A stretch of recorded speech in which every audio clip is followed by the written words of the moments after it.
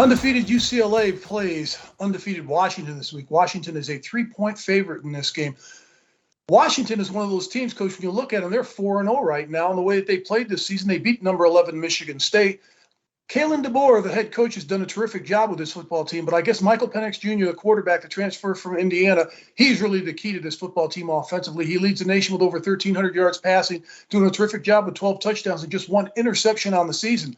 On the defensive side of the ball, they've got a terrific defensive lineman in Brian Trice, 4.5 sacks on the season. This is going to be one of those games where when you look at Washington, they struggled against teams this year. South Alabama, they beat them by 1 point. This is one of those games where I want to see if this football team is legit on the side of UCLA. Their quarterback's been there forever. Dorian Thompson-Robinson's been there for about 10 years, it seems, but he's having a nice year also. Which one of these teams do you think is going to be the better out of the two this weekend?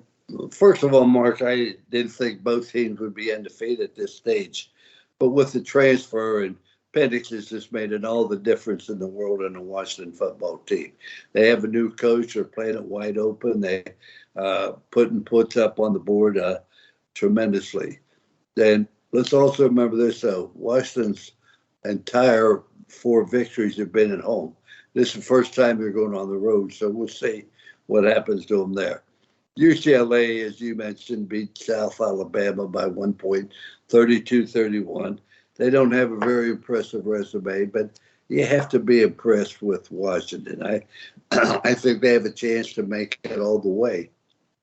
I look for Washington to win this game 34, UCLA 27. I think they will cover this, Mark. I like Washington in this game also. I think they win this game 38-27. Looking at this game, I want to see how many fans show up. The Rose Bowl's been kind of empty the last couple of home games, so it's got to be interesting to see what happens. It will be, Mark. But if you have a good product, people will show up. I don't care whether on the West Coast or the East Coast. If the product's good, they will show up for this game.